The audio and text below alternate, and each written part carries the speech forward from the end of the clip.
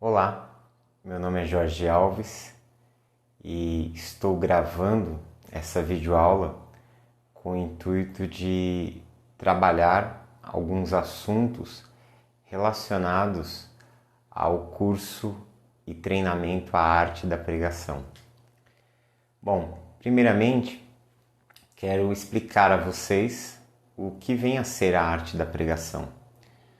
A arte da pregação é um treinamento voltado para algumas semanas, são 12 semanas, equivalente a 3 meses, onde nós vamos fazer um mergulho dentro de um estilo de pregação que é chamado de pregação expositiva. Mas antes da gente falar sobre a pregação expositiva, eu queria elucidar um pouquinho, falar um pouquinho exatamente sobre esse título, A Arte da Pregação. Por que eu dei esse título? Por que a arte da pregação? Porque pregar tanto é uma ciência como também é uma arte, ok? Nós vamos ver que para que possamos transmitir a mensagem, para que possamos transmitir uma pregação a partir de um texto da Escritura Sagrada, nós vamos precisar estudar o determinado texto, conhecer esse determinado texto. E no estudo desse texto, o que nós vamos perceber? Que nós vamos nos utilizar de ferramentas de pesquisa que têm um caráter até mesmo acadêmico. Ou seja, muitas vezes nós vamos trabalhar com dicionários, nós vamos trabalhar com comentários bíblicos, nós vamos fazer pesquisas. Então, nós entendemos que pregar é uma ciência exatamente porque vai demandar estudo, vai demandar pesquisa. Nós vamos abordar informações históricas, geográficas, teológicas, linguísticas, sociológicas, que estão presentes dentro de um determinado texto das Escrituras Sagradas. Então, quando nós pensamos na pregação, a pregação ele é o resultado final, ou é a exposição, ou a entrega de um texto a qual nós submetemos ele a um estudo, a uma reflexão, a uma pesquisa. Então, quando nós pensamos já na elaboração do texto, já no estudo sobre o texto, nós já estamos pensando exatamente de forma científica. Só que, além de prepararmos o texto, nós também temos que entregá-lo, anunciá-lo, expô-lo. E por isso nós vamos acabar nos utilizando também de um outro caminho, de uma outra metodologia que está relacionada com a oratória, que está relacionada com a fala, está relacionado com a escrita de uma forma voltada para o anúncio, né? Porque se a gente parar para pensar, nós escrevemos de uma forma, mas nós falamos de outra. E o sermão, ele precisa ter como característica um estilo de escrita que esteja muito próximo do modo como nós falamos. Via de regra, nós temos uma fala, uma linguagem informal quando falamos e temos uma tendência à linguagem formal quando nós escrevemos. E muitas vezes você vai perceber que se você tentar ler algo que você escreveu de forma... da mesma forma como você escreveu, como você está acostumado a escrever, você vai perceber que as pessoas elas acabam percebendo o que você está lendo. Principalmente quem conhece você. Por quê? Porque elas sabem que você não fala daquela forma, entendeu? Então, para isso existem técnicas específicas. Existe o conceito da oratória, que está relacionado à forma como nós vamos falar, à forma como nós vamos nos comunicar, mas também a retórica, ou seja, como nós vamos trabalhar a nossa escrita para se parecer o mais próximo possível com a nossa fala. Sendo assim, para pregar, nós acabamos nos utilizando de duas ciências que elas são conhecidas academicamente como hermenêutica e a segunda é conhecida como homilética. Embora pareçam palavras de difícil conotação, de difícil entendimento, hermenêutica é a arte de interpretar textos, é a ciência, na verdade, é a ciência pela qual nós interpretamos textos. A hermenêutica ela se trata de uma ciência interpretativa, uma ciência que investiga o texto, que analisa o texto dentro da sua forma linguística, dentro do contexto, ou seja, dentro do ambiente ao qual ele foi escrito. Então, quando nós aplicamos isso para a Bíblia, nós estamos falando dessa interpretação do texto, da época, da história, da linguagem, dos costumes, das intenções. Então, tudo isso está atrelado a essa ciência interpretativa chamada de hermenêutica. E depois nós temos a homilética, que ela é a responsável pela transformação do texto escrito, do estudo, da análise, em uma mensagem, em um discurso. Então, nós já entendemos que, num primeiro momento, pregar é uma ciência, porque demanda estudo, demanda pesquisa e demanda a utilização dessas ferramentas. E aqui existem, subferramentas dentro delas para nos ajudar a fazer essa análise, essa abordagem do texto. Mas pregar também é uma arte. E o que eu quero dizer por arte? Qual é a minha definição de arte aqui? Eu defino arte aqui como sendo uma autoexpressão, a expressão de nós mesmos. Entendo por arte que a arte é como nós pegamos um determinado conhecimento e nós o aplicamos de acordo com a nossa visão da vida, visão de mundo, de acordo com as nossas crenças, de acordo com os nossos sentimentos, de acordo com a nossa pessoalidade, ou seja, toda a nossa vida ela está envolvida nesse processo de transmissão. Se nós pegarmos, por exemplo, o Salmo 23, ele diz, o Senhor é meu pastor, nada me faltará, andar me faz em passos verdejantes, guia-me mansamente às águas tranquilas, refrigera minha alma, guia-me pelas veredas da justiça por amor do seu nome. Ainda que eu andasse pelo vale da sombra da morte, não temeria mal algum, tu estás comigo.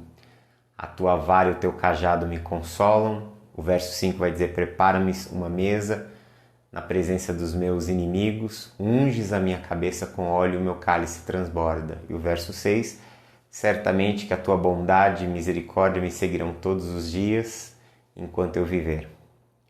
Ou habitarei na casa do Senhor para todo sempre, dependendo da versão, ou por longos dias, dependendo da versão que você esteja lendo. Então nós temos o Salmo 23, que carrega esses 6 versos.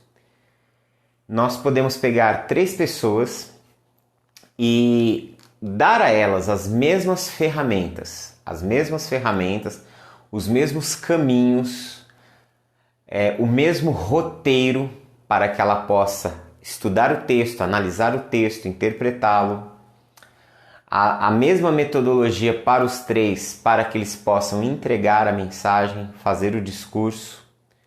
Porém, cada uma dessas 3 pessoas vão estar falando sobre o Salmo 23, vão ter feito as análises com as mesmas ferramentas, com os mesmos livros, com o mesmo material. Vai se utilizar de uma mesma estrutura para o sermão, porém cada um trará uma mensagem diferente. Cada um trará pontos de vistas diferentes. cada um fará no final abordagens diferentes. Por quê? Porque no processo da pesquisa, do estudo e da exposição está envolvido o ser pessoal, está envolvido o indivíduo. Então, a maneira como eu creio, o meu histórico, a minha formação, os livros que li, os professores que tive, a criação que tive, o país, cidade ou estado onde eu nasci, a cultura a qual eu estou exposto, a época em que eu vivo, todos esses fatores, que são fatores internos e externos, eles acabam nos moldando, porque são essa soma de fatores que formam a nossa individualidade, formam a nossa pessoalidade. Ou seja, eu sou o resultado dessa soma de N situações. E cada indivíduo, então, ele é único, ele é distinto, ele enxerga sob um determinado aspecto. Por isso, cada um vai pregar o Salmo 23 de uma perspectiva diferente. Eles podem abordar mesmos temas teológicos, falar que o texto ele fala sobre o cuidado de Deus, sobre a providência divina, sobre a forma como Deus cuida da criação, a partir do relato de Davi. Porém, as aplicações, as abordagens, elas serão específicas. Então, quando nós pensamos nisso, nós estamos já enxergando a pregação como uma arte. Por quê? Porque ela é a expressão de uma pessoa. Ela é a expressão da individualidade. Ou seja, ela é uma arte porque se trata de uma autoexpressão. Eu estou falando, eu estou discursando e quem eu sou está envolvido naquilo que eu estou fazendo. Então, quando eu falo, não é somente os ensinamentos, as informações que o Jorge recebeu, por exemplo, mas é a própria forma como o Jorge crê, enxerga, sente, percebe aquela realidade. Então, a pregação é uma arte porque ela fala de uma autoexpressão. Ela nos aponta para uma identidade pessoal, ok? Ela nos aponta para essa realidade, para essa identidade pessoal. E aí, nós vamos ver agora, já que nós entendemos esses dois conceitos, vamos procurar agora entender um pouquinho mais a fundo sobre o tipo de trabalho que nós vamos realizar aqui, que será chamado de pregação expositiva. Então, o que vem a ser a pregação expositiva?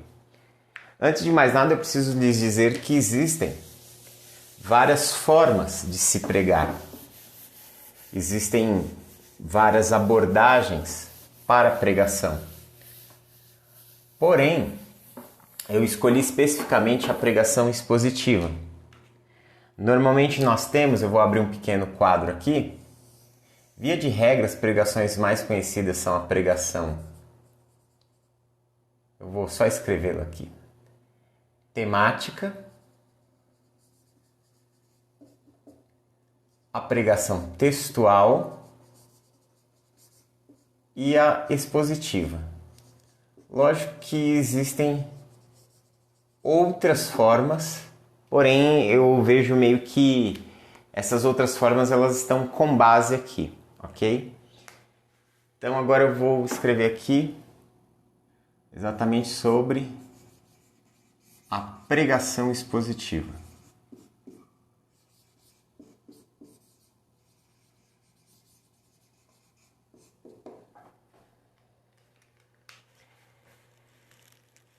Bom,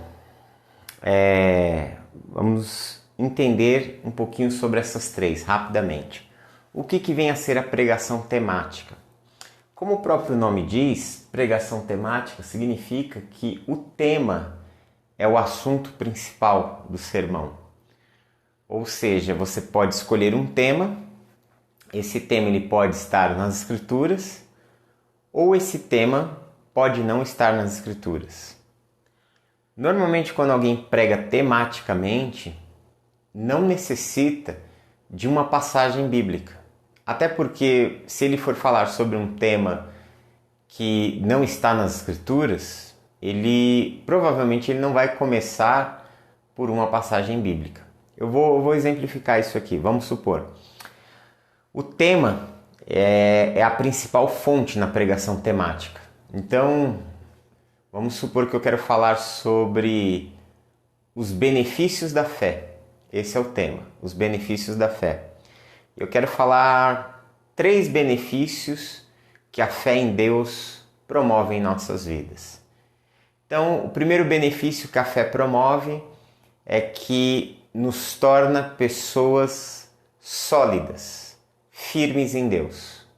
E aí eu usaria o Salmo 125, verso 1, que diz: os que confiam no Senhor são como os montes de Sião, que não se abalam, mas permanecem firmes para sempre. Os que confiam no Senhor serão como o quê? Como os montes. Ou seja, eu estou dizendo que aquele que confia, que tem fé em Deus, ele será firme, ele será estabelecido, partindo desse texto do Salmo 125, verso 1. Em segundo lugar, eu posso dizer que o segundo benefício da fé é que produz salvação, produz vida eterna. Posso usar João 5,24, onde Jesus diz assim: quem crê em mim, confia, tem fé em mim, tem a vida eterna. Não entrará em condenação, mas passou da morte para a vida. Então esse é o segundo benefício de se ter fé em Deus. E o terceiro benefício de se ter fé em Deus, eu posso dizer que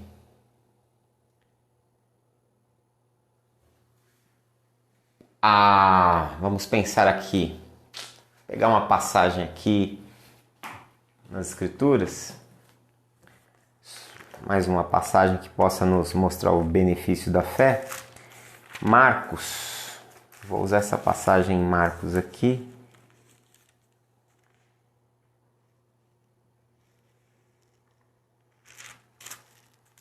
Não, Mateus, vou usar Mateus aqui. No verso 21, Jesus diz assim, capítulo 21, verso 21 de Mateus. Jesus, porém, lhe respondeu: em verdade eu vos digo que se tiverdes fé e não duvidardes, não somente fareis o que foi feito à figueira, mas até mesmo a este monte disserdes: ergue-te, lança-te no mar, tal sucederá. Tudo quanto pedirdes em oração, crendo, recebereis.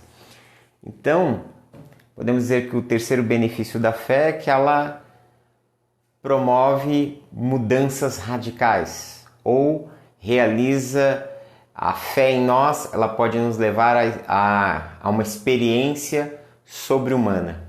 Então, 3 benefícios da fé. Em primeiro lugar, ela nos faz firmes, Salmo 125, verso 1. Ela produz vida eterna, João 5, 24. O terceiro benefício nos leva a viver uma experiência sobrenatural, Mateus 21, 21. Então, essa é uma abordagem temática partindo da Bíblia. Mas alguém poderia escolher como tema falar sobre desafios à fé no século 21. Como o tema é desafios da fé cristã ou desafios à fé cristã no século 21, nós então vamos pensar que ele está falando do século 21, então as Escrituras não mencionam o século 21. A ênfase das Escrituras é o seu mundo histórico. Então, provavelmente, quando ele for falar sobre desafios para a fé cristã no século 21, primeiramente ele vai começar fazendo uma exposição filosófica sociológica, ou seja, ele vai expor a visão da sociedade, a maneira como a sociedade no atual momento está pensando, e somente depois que ele expor o problema, ele vai tentar trazer uma solução para aquele problema. E aí, muito provavelmente, aí sim, ele vai abordar o texto das Escrituras, passagens vindas das Escrituras. Ao meu ver, o sermão temático, ele gera alguns riscos. Um deles, para mim, é que você pode facilmente cometer erros de interpretação textuais, porque você vai ter que lidar com vários textos. Eu expus aqui 3 passagens bíblicas para falar sobre benefícios da fé. Mas se eu fosse falar sobre 7 benefícios que a fé produz em nós, ou 5 benefícios, seriam 5 passagens bíblicas diferentes. E essas 5 passagens bíblicas diferentes me levariam a 5 contextos diferentes, que muito provavelmente quem prega tematicamente não se atém a isso. Porque ele teria que analisar 3, 4, 5 passagens. Num primeiro momento parece ser mais fácil preparar um sermão temático. Porém, na verdade, ele pode ser mais comprometedor. Logicamente que há um momento em que se deve pregar tematicamente. Esse segundo exemplo, quando eu falei sobre desafios à fé na cultura contemporânea, desafios à fé cristã no século XXI, você vai necessitar pregar ele de uma forma temática para que você possa tratar e refletir com a sua comunidade acerca dos problemas dos nossos dias e procurar respostas partindo do texto das Escrituras. Porém, eu acredito que, às vezes, a citação de muitos textos, a abordagem de passagens diferentes, pode tornar confuso a mente dos ouvintes o entendimento da passagem, ok? Depois nós temos o sermão textual. O sermão textual, ele já é um texto, um tipo de sermão que você vai para o texto da Escritura. Porém, você vai apenas ler uma passagem curta de 1 a 3 versos, como dizem alguns professores e acadêmicos da área de homilética, mas os seus argumentos e a sua construção não estarão pautados naquele texto. Vou pegar um exemplo. Imagina que eu vou falar sobre as características do amor de Deus. Eu escolho João 3,16, onde diz: porque Deus amou o mundo de tal maneira que deu o seu único Filho para que todo o que nele crê não pereça, mas tenha a vida eterna. E aí eu vou falar sobre as características do amor de Deus. Vamos dizer que eu quero dizer que o amor de Deus ele é um amor universal, ele amou o mundo, ele é um amor sem medidas, o texto diz de tal maneira, ele é um amor doador que deu o seu Filho unigênito, ele é um amor preservador para que quem nele crê não pereça, ele é um amor recompensador, tem a vida eterna. Então eu tenho 5 características do amor de Deus. Um amor universal, um amor sem medidas, um amor doador, um amor preservador e um amor recompensador. Ok, extrair os pontos, as divisões.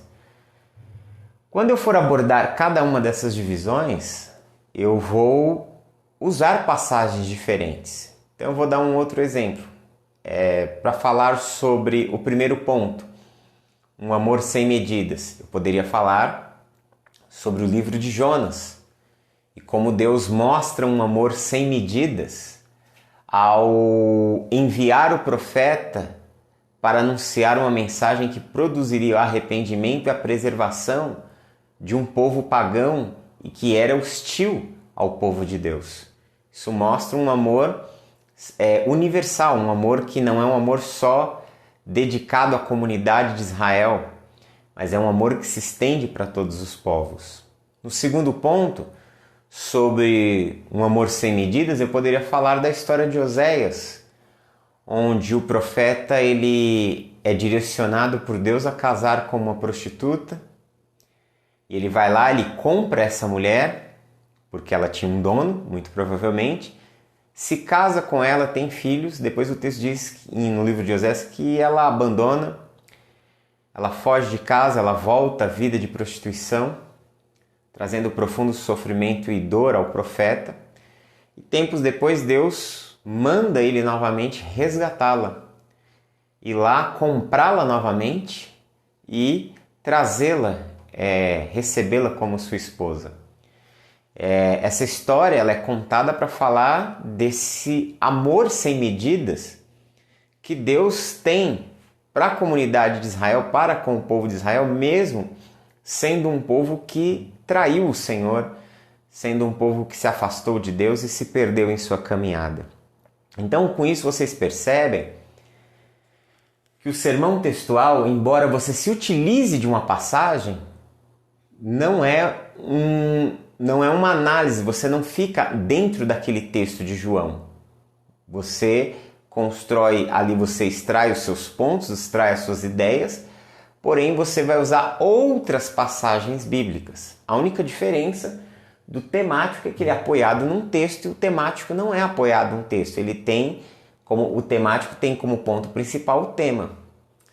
O textual, o texto que vai nos levar a abordar aqueles assuntos traídos de uma passagem, mas usando outras partes da escritura, ok? E o expositivo? O expositivo, ele me parece, não só a mim, mas a praticamente a maior parte dos estudiosos, acadêmicos e escritores sobre o tema e o assunto da homilética, a pregação expositiva ela nos parece ser a mais bíblica. Por quê? Porque a pregação expositiva ela gira em torno de 3 premissas, 3 pontos fundamentais. O primeiro que você tem um texto e esse texto não é 1 ou 2 versos, é um texto considerável, nós chamamos de parágrafo. Muitos livros você vai encontrar a palavra perícope. Perícope é um parágrafo. Perícope é uma passagem que se pretende trabalhar. E é uma passagem de um tamanho médio, até mesmo extenso. Então nós temos um texto. Nós partimos de um texto como na pregação textual. Porém, a pregação expositiva ela versa em 3 caminhos. Primeiro caminho está atrelado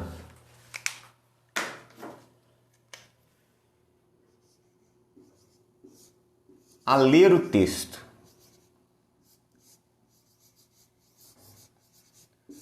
Depois, passamos pelo segundo momento, que é explicar o texto.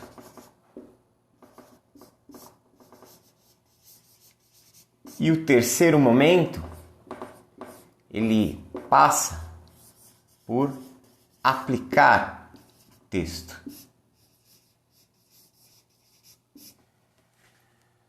Com isso, o que nós vamos perceber?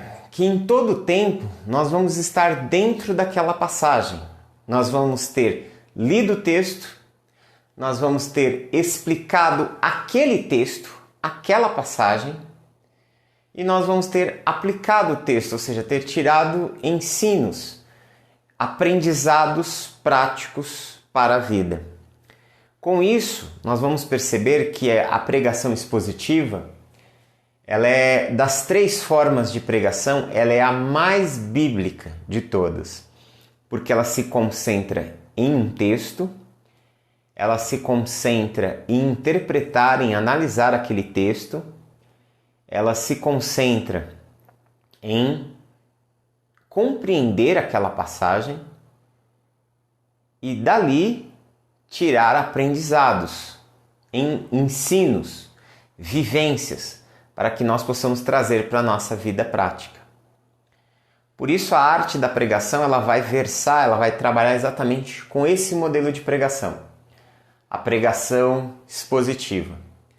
Embora num primeiro momento as colunas, basicamente a gente pode falar sobre exposição, sobre essas 3 perspectivas, lógico que isso aqui, todos esses tópicos aqui, eles serão desenvolvidos de uma forma profunda para que nós possamos entender passo a passo o que cada um significa e como utilizá-los e como trabalhar em cima dessas perspectivas. Mas quando nós falamos da leitura do texto, ler o texto ele é de suma importância. Porque quando nós lemos o texto, nós temos a capacidade de conectar o texto à mente do ouvinte.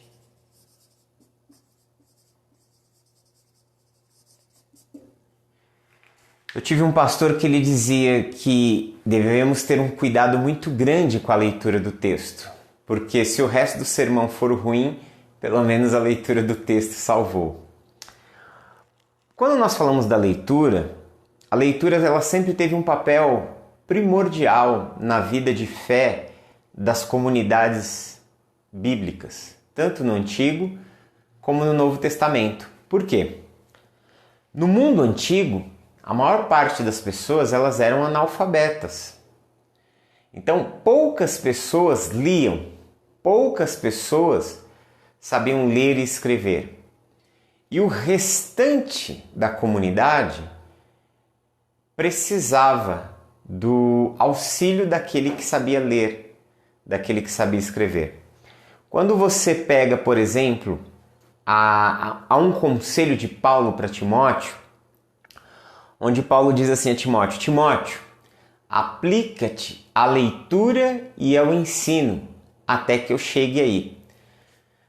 Na primeira carta a Timóteo, sabemos que Timóteo, aliás, ele estava pastoreando a igreja na cidade de Éfeso. E a cidade de Éfeso havia uma igreja que estava vivendo muitas turbulências, momentos difíceis. Por isso você vê duas cartas de Paulo a Timóteo, mas a primeira ela tem um teor de instruir Timóteo a lidar com algumas situações que se tornaram problemáticas naquele contexto. E aí Paulo ele faz essa recomendação, ele dá esse conselho: aplica-te à leitura e ao ensino até que eu volte, até que eu venha até você. Normalmente quando nós lemos essa frase, aplica-te à leitura e ao ensino, nos dá a entender num primeiro momento que está falando da leitura que nós fazemos visando aprender, receber uma determinada informação para transmitir para outro. Então assim, eu vou transmitir um ensino para vocês sobre escatologia, então eu vou estudar, eu vou ler, me aplicar à leitura do assunto escatologia para que eu possa transmitir esse ensino a vocês. Nos parece que Paulo está falando disso, né? Mas na realidade, a leitura que ele está falando ali é a leitura pública. Que leitura é essa? A comunidade, ela dependia, como eu disse, na maior parte do tempo, de alguém que os instruísse por meio da leitura. Lembrando que normalmente, nessas comunidades no primeiro século, os pastores eles sabiam ler, mas a maior parte da igreja era formada por pessoas analfabetas, escravas, pessoas que não tinham tido acesso à leitura. E como que elas iriam conhecer as escrituras? Por meio da leitura. A leitura ela sempre foi uma prática, desde o primeiro judaísmo, do judaísmo primeiro, né, do primeiro templo, do judaísmo antigo, e principalmente no judaísmo do segundo templo. As sinagogas eram casas de estudo das escrituras, eram casas onde se lia o texto das escrituras sagradas. Até hoje, se você for num serviço religioso dentro de uma sinagoga, há momentos de leitura do texto enormes, há um espaço reservado à leitura. Para quê? Para que aquelas verdades elas se tornem parte da nossa vida.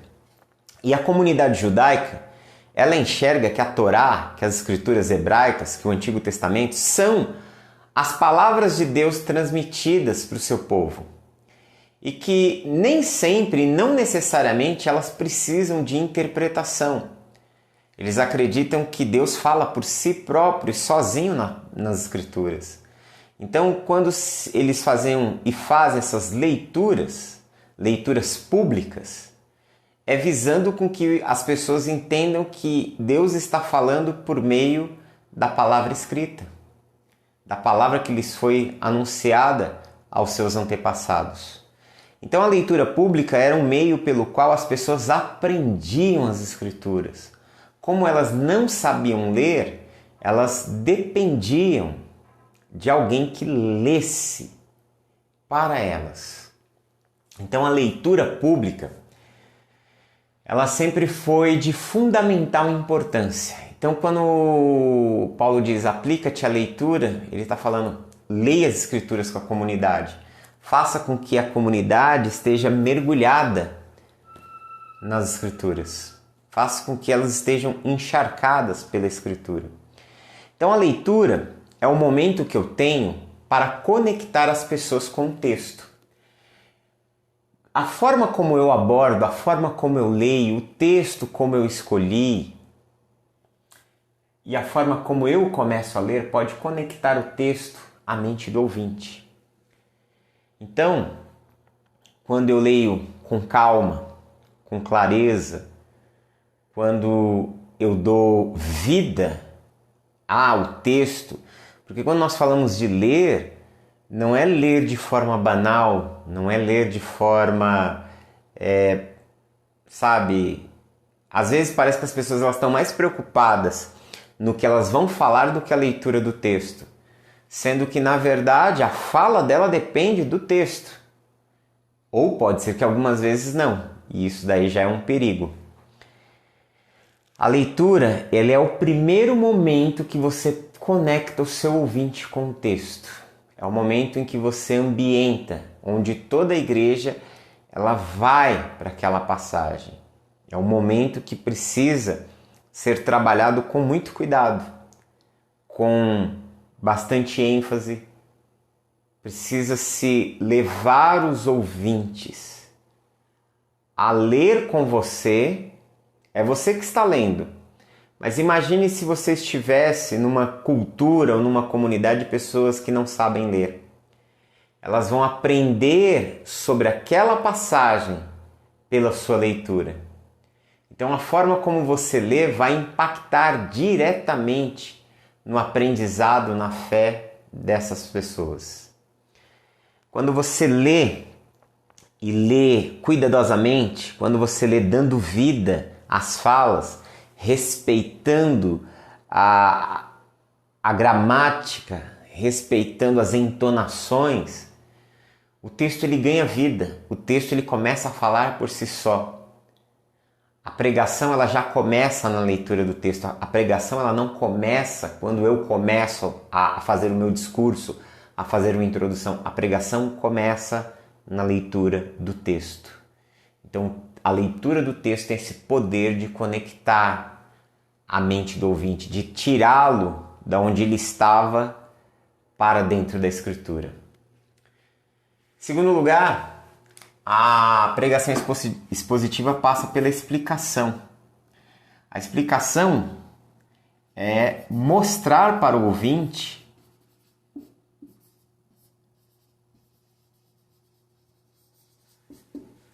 o significado do texto.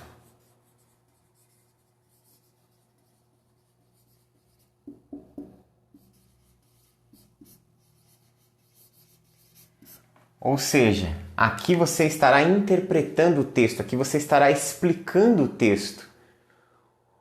Você vai estar levando a pessoa a conhecer a palavra de Deus. Você estará levando a pessoa a enxergar as realidades do texto.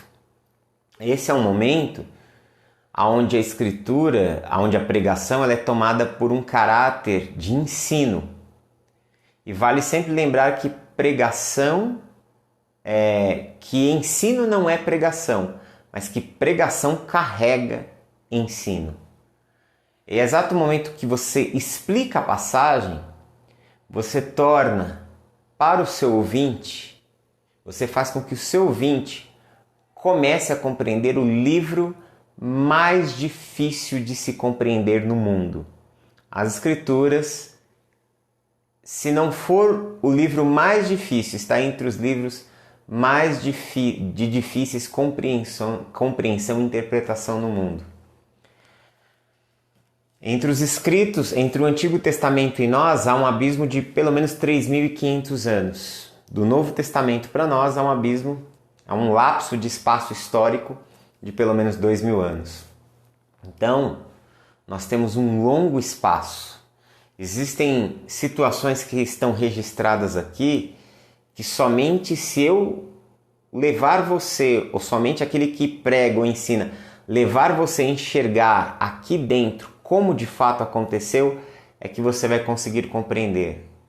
Caso contrário, algumas coisas vão permanecer para você um verdadeiro mistério, algo incompreensível. Então, esse momento da explicação, o explicar o texto, deve levar o ouvinte a compreender o significado do texto, deve levá-lo a compreender as Escrituras. E por isso que eu digo que a pregação expositiva ela é a mais bíblica, porque ela nos leva e nos envolve com a passagem, com o texto, com o significado, com tudo aquilo que está por trás, tudo aquilo que está sendo anunciado, tudo aquilo que está sendo dito.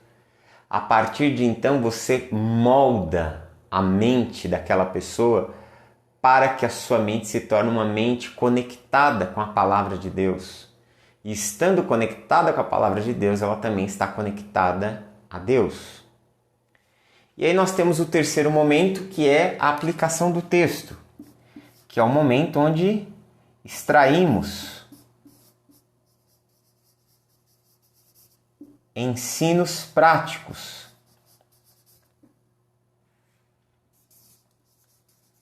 para a nossa vida.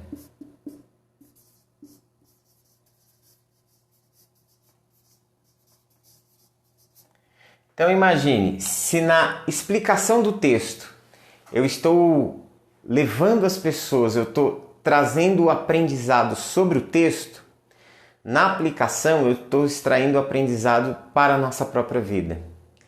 Se no momento da explicação o alvo é o texto, é os personagens, é a história que eu estou falando, é o texto, na aplicação somos nós o alvo central. A aplicação muitas vezes, embora você pode ver que se você olhar de forma mais criteriosa, você vai ver que muitas pessoas elas mais aplicam do que explicam o texto. Mas muitas vezes eu vejo exatamente nas aplicações um dos grandes desafios para muitos pregadores. Porque a aplicação ela precisa ser assertiva. A mensagem que nós estamos transmitindo precisa alcançar a mente e precisa alcançar o coração do ouvinte. A aplicação ela precisa falar algo ao coração, levar a pessoa a saber que aquilo está sendo tratado com ela, que ela é a pessoa em questão, que ali existem instruções, direções que são capazes de mudar a vida, a consciência e a história daquela pessoa. E todo esse trabalho que nós realizamos na exposição parte de um único texto, parte de uma única passagem. Então, com isso, nós acabamos de ver o quê? Que a pregação expositiva ela é uma pregação que nos coloca conectados ao texto, onde nós vamos lê-lo, estudá-lo, compreendê-lo, interpretá-lo e transmiti-lo, levando as pessoas a conhecer o texto, levando as pessoas a entender o texto, levando as pessoas a viver verdades extraídas daquele texto, entendeu? Então, com isso eu quero fechar aqui, encerrar por aqui, para que você possa estar refletindo sobre isso. Mas antes da gente encerrar, antes de nós encerrarmos, eu posso deixar aqui um pequeno exemplo, né? Já que eu dei o exemplo, usei exemplos práticos em outras formas de pregação, né? Eu dei o exemplo da pregação textual e da pregação temática. Vamos dar um exemplo aqui de pregação expositiva. Então, vamos lá. Eu vou pegar o sermão que eu preguei no último domingo na igreja onde eu sirvo. Eu preguei uma mensagem no Salmo 23. Então, eu tive um texto. O meu texto era Salmo 23. O meu tema, partindo desse texto, eu falei sobre características do cuidado de Deus.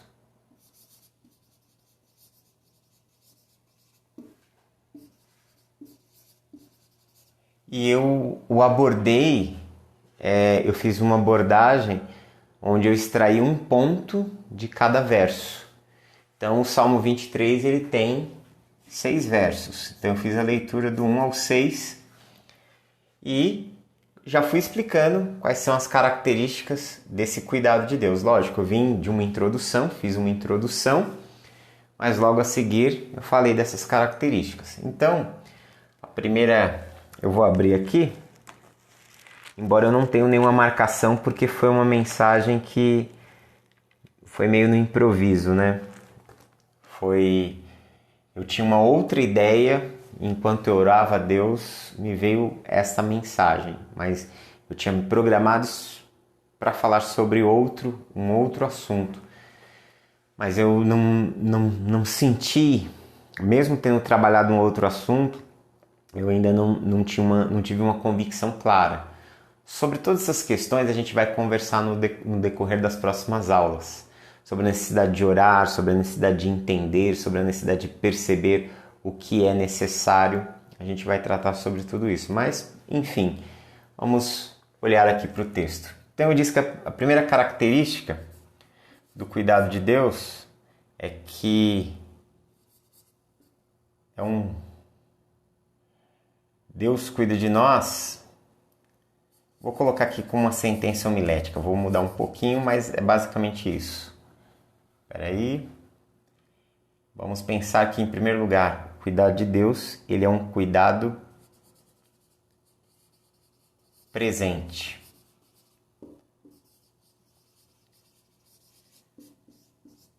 O salmista diz: o Senhor é meu pastor e nada me faltará. Ou seja, ele está dizendo que ele está suprido, que ele está ancorado, que ele pode ter tranquilidade em Deus porque Deus está presente. O Senhor é o seu pastor, é aquele que está cuidando dele, é aquele que está lado a lado, ok? Segunda característica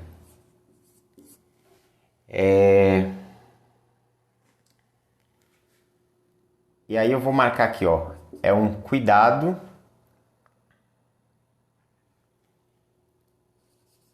que produz refrigério. Muito provavelmente eu preguei de uma outra forma, como eu disse que era improvisado.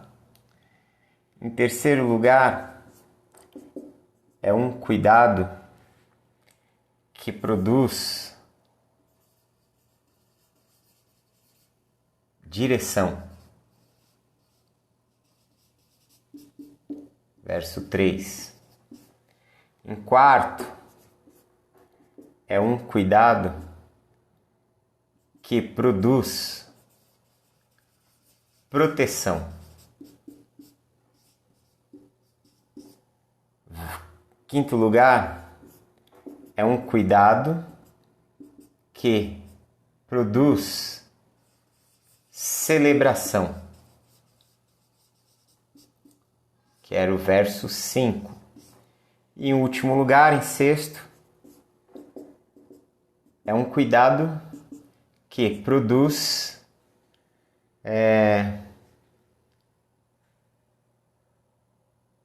acessibilidade.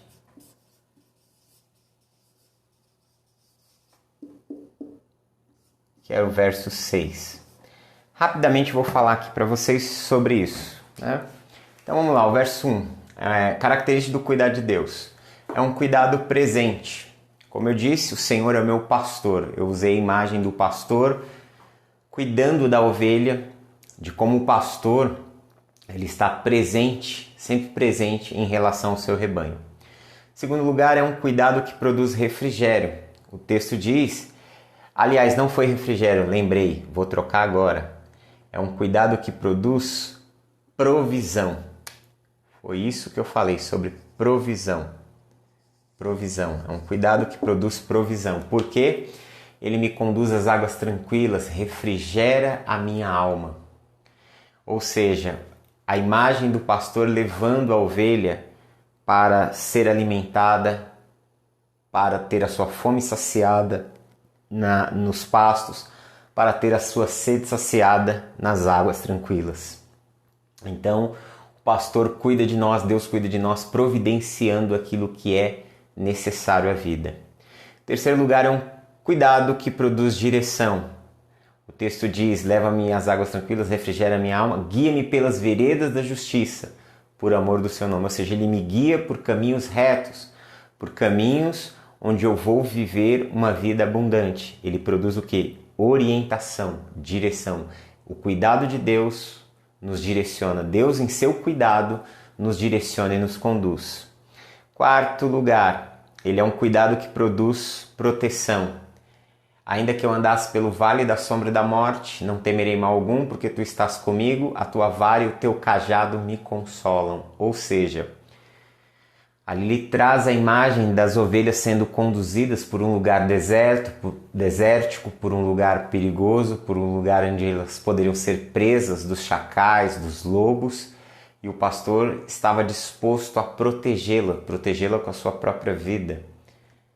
Ou seja, o pastor está conduzindo o rebanho mesmo num lugar perigoso em segurança. Então isso nos mostra sobre como Deus cuida da nossa vida em meio a situações de perigo, em meio a situações que geram medo, em meio a situações onde nós nos vemos em risco.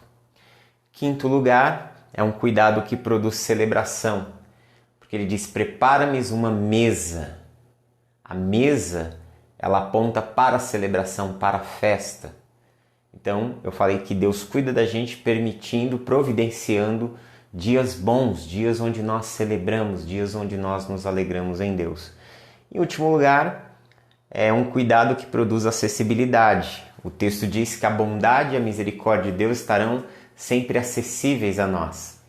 Deus não é somente um Deus presente, Deus é um Deus acessível. Se ele fosse presente, mas não fosse acessível, nós não poderíamos experimentar a sua graça transformadora, nós não poderíamos experimentar de forma plena o seu cuidado, mas ele deixou a sua bondade, a sua misericórdia, ou seja, ele se tornou acessível a nós, que nós podemos, aonde estivermos, seja qual for o momento que nós estejamos vivendo, acessá-lo e a partir daí vivermos o seu cuidado, a sua providência sobre as nossas vidas, ok? Então esse aqui é um exemplo de um sermão expositivo. Esse modelo de exposição é chamado de sermão expositivo temático. Por quê? Porque mesmo que eu segui uma progressão do texto, mesmo que ele tenha sido um textual no sentido de eu seguir a progressão do texto em si, verso a verso, ele é um salmo que ele tem um tema, ele é um texto, aliás, que ele tem um tema, que ele tem divisões em pontos, ok? Então isso aqui é chamado de pregação expositiva temática. Nós temos a pregação expositiva temática, que é esse modelo, e temos a pregação expositiva textual, que seria uma exposição direta do texto verso a verso, como nós vemos alguns bons pregadores no nosso país fazendo, ok? Então, eu estou encerrando por aqui. Deus abençoe ricamente a sua vida e um forte abraço, ok?